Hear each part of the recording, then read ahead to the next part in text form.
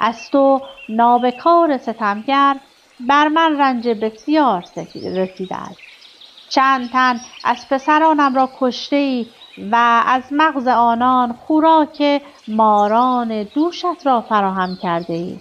این آخرین پسر من است.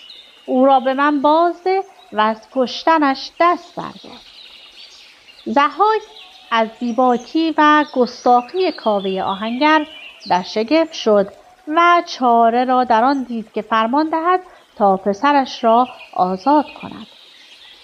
آنگاه رو به کاوه گفت: تو نیز چون دیگر سران کشور گواهی ده که از من ستمی بر مردم نرفته است. کاوه چون نامه را خواند بر سران کشور نهیب زد و گفت: ای بندگان دیو، بدانید که روز عمر شما نیز به شبانگاه رسیده است.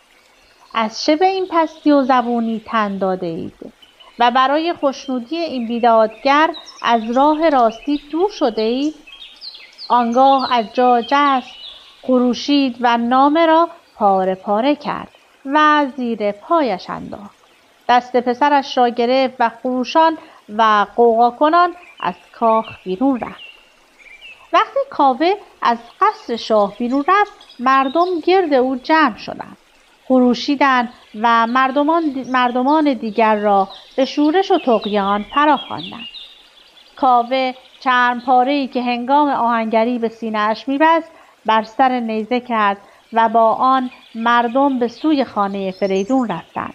فریدون چرم‌پاره را با گوهرهای گوناگون بیاراست.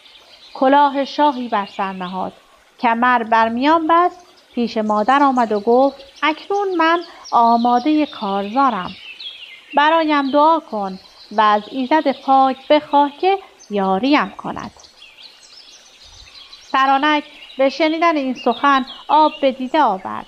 یزدان را یاد کرد و به زاری گفت: ای پروردگار مهربان یکتا، فریدون را به تو سپردم.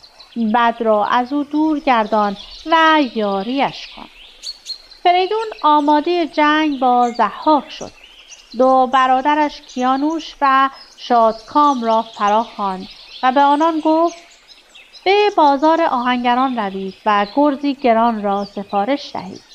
آهنگران دست به کار شدند و دیری نپایید که گرز گاوسر ساخته و پرداخته شد. آن را پیش فریدون بردند. فریدون به پاداش آن سیم و زر به استاد آهنگر داد و از خدا خواست که بتواند با آن گرز سر دشمن بدسگال